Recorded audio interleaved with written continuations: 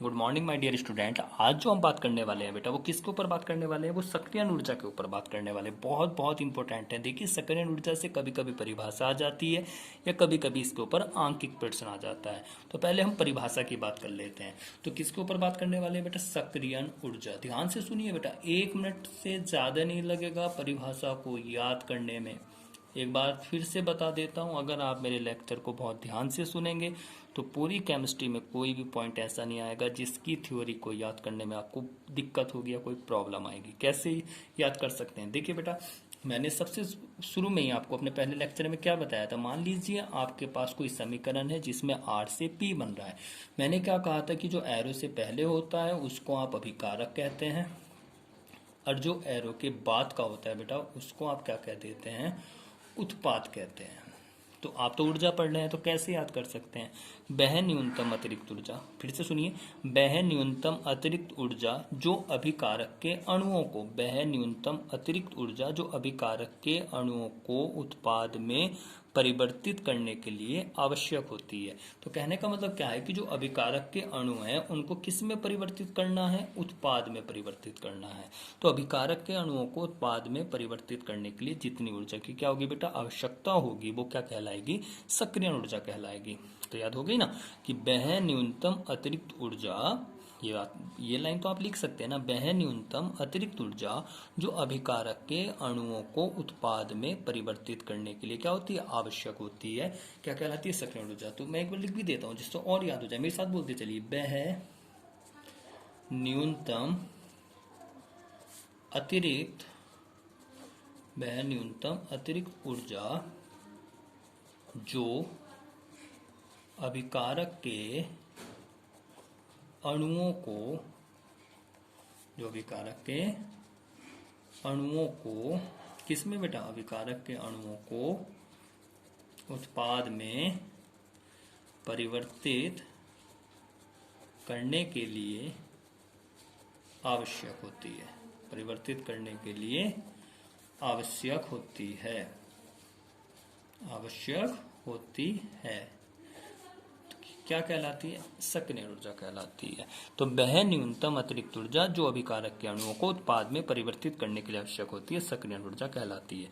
ये परिभाषा आ सकती है आपके एग्जाम में। मैंने कहा है बेटा कभी कभी इस पर आंकिक प्रश्न आता है, तो मैं अपने अगले लेक्चर में आपको इसके ऊपर कैसे क्वेश्चन होता है वो बताने वाला हूँ। लेकिन जब सक्रियण ऊर्जा निकालने के लिए आती है तो उसके लिए हम किस फॉर्मूले का यूज करते हैं वो मैं आपको अभी बता रहा हूँ। इस फॉर्मूले को आपको बहुत अच्छे से याद करना है। कैसे याद कर सकते हैं, बहुत इंपॉर्टेंट है इसलिए मैं इसको नोट करके लिख रहा हूं। कैसे याद कर सकते हैं बेटा, log base 10 K2 upon K1 बराबर EA अपॉन 2.303 R, और ऊपर क्या आएगा बेटा T2 माइनस T1, और नीचे क्या आ जाएगा T1 इंटू T2। तो K क्या होता था आपका वेग स्थिरांक, और T क्या है आपका यहाँ पे ताप है। तो याद रखिए T1 ताप पर, किस पे बेटा, T1 ताप पर जो आपका वेग स्थिरांक है वो K1 है, और T2 ताप पर जो आपका वेग स्थिरांक है वो कितना है, K2 है। EA क्या है आपकी, सक्रियण ऊर्जा है जो आपको क्या निकालनी है। तो EA क्या है आपकी, यहाँ पे आपकी सक्रियण ऊर्जा है। क्या है बेटा, आपकी सक्रियण ऊर्जा है। क्या है बेटा, सक्रियण ऊर्जा है। और R क्या है आपका, गैस नियतांक है। क्या है बेटा, गैस नियतांक है। तो क्या है बेटा, गैस नियतांक है। एक तो ये पॉइंट इसमें आपको अभी थ्योरी में पढ़ना था। एक पॉइंट और इसमें बच रहा है जो आपको पढ़ना है, वो क्या है बेटा, बहुत ज्यादा इंपॉर्टेंट है। वो क्या है आपका, ताप गुणांक है। सक्रियण ऊर्जा से एक लॉन्ग क्वेश्चन और बनता है, वो भी मैं अपने नेक्स्ट लेक्चर में आपको बताऊंगा। वो क्या बनता है, आर्हेनियस की समीकरण। तो अभी इस चैप्टर में आज के लेक्चर से 3 लेक्चर और आएंगे बेटा। तो सक्रियण ऊर्जा के बाद बेटा एक पॉइंट और आता है इसमें, ताप गुणांक। क्या आता है बेटा, ताप गुणांक। तो इसको कैसे याद कर सकते हैं, बहुत इजी है।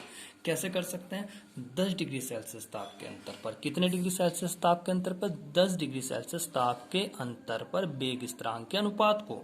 तो कितने पे, फिर से बोल रहा हूँ, 10 डिग्री सेल्सियस ताप के अंतर पर, कितने डिग्री सेल्सियस का ताप का अंतर होना चाहिए, 10 डिग्री। तो 10 डिग्री सेल्सियस ताप के अंतर पर वेग स्थिरांक के अनुपात को, 10 डिग्री सेल्सियस ताप के अंतर पर वेग स्थिरांक के अनुपात को। तो 10 डिग्री सेल्सियस ताप के अंतर पर, मेरे साथ बोलते चलो याद हो जाएगा, 10 डिग्री सेल्सियस ताप के अंतर पर वेग स्थिरांकों के अनुपात को 10 डिग्री सेल्सियस ताप के अंतर पर वेग स्थिरांकों के अनुपात को क्या कहते हैं बेटा? ताप गुणांक कहते हैं। क्या कहते हैं बेटा? ताप गुणांक कहते हैं। ऐसे भी लिख सकते हैं अभिक्रिया का, है ना, अनुपात को ताप गुणांक कहते हैं।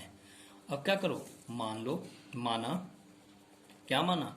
माना T डिग्री सेल्सियस ताप पर वेग स्थिरांक कितना है बेटा? KT। और अब कितना अंतर कितना हो जाए? 10 डिग्री सेल्सियस का, तो दूसरा क्या हो जाएगा? बोलो, T प्लस 10 डिग्री सेल्सियस। तो T प्लस 10 डिग्री सेल्सियस ताप पर वेग स्थिरांक कितना हो जाएगा? वो क्या हो जाएगा बेटा? KT plus 10 degree Celsius. तो ताप गुणांक क्या हो जाएगा? तब ताप गुणांक क्या हो जाएगा बेटा? तब ताप गुणांक बराबर, बोलो, KT प्लस 10 डिग्री सेल्सियस, और नीचे क्या आ जाएगा आपका? KT। क्या आ जाएगा बेटा? KT। तो बहुत इजी है। 10 डिग्री सेल्सियस ताप के अंतर पर वेग स्थिरांकों के अनुपात को ताप गुणांक कहते हैं। T डिग्री सेल्सियस ताप पर आपने माना कि वेग स्थिरांक KT है, और T प्लस 10 डिग्री सेल्सियस ताप पर वेग स्थिरांक कितना है बेटा? KT plus 10 degree Celsius. तो ताप गुणांक क्या हो जाएगा? बोलो, ताप गुणांक हो जाएगा KT plus 10 degree Celsius upon KT। लेकिन एक बात याद रखिए, कभी कभी आपके क्या बेटा बहुविकल्पीय में भी आ सकता है। किसी भी अभिक्रिया के लिए, किसी भी अभिक्रिया के लिए जो ताप गुणांक का मान आता है वो 2 से 3 के मध्य आता है, बीच में आता है। तो इस बात को भी मैं नोट करके लिख देता हूं कि किसी भी रासायनिक अभिक्रिया के लिए, किसी भी रासायनिक अभिक्रिया के लिए, रासायनिक अभिक्रिया के लिए, अभिक्रिया के लिए ताप गुणांक का मान, ताप गुणांक का मान 2 से 3 के मध्य आता है। ठीक है बेटा? तो आज आप इन दोनों परिभाषाओं को बहुत अच्छे से याद कीजिए, और मेरे नोट्स और आने वाले हैं जो मैं पढ़ा चुका हूं, और कुछ अंकित प्रश्न पे आने वाले हैं। एक बात याद रखिए, अब मैं आपको जो मेरे नेक्स्ट क्या बेटा लेक्चर आएगा, उससे पहले जो मेरे नोट्स आएंगे उसमें मैंने क्या है कि एक पेज पे लिखा है कि कुछ महत्वपूर्ण प्रश्न, वो महत्वपूर्ण प्रश्न जो मैं आपको देने वाला हूँ वो बहुत अच्छे से आपको याद करने हैं। ठीक है बेटा? उनमें से मैक्सिमम आपके एग्जाम में आते रहते हैं। वैसे मेरे सब नोट्स इंपॉर्टेंट्स हैं, किसी को भी याद करने में अगर कहीं पे भी किसी स्टूडेंट्स को प्रॉब्लम होती है तो वो बेटा पूछिए, एक बार पूछिए, 2 बार पूछिए, मैं आपको मना नहीं करने वाला हूँ। लेकिन बहुत अच्छे से तैयारी करिए आपको अपनी, जिससे आपका जो रिजल्ट है केमिस्ट्री का बहुत अच्छा है। ठीक है बेटा? Okay, thank you.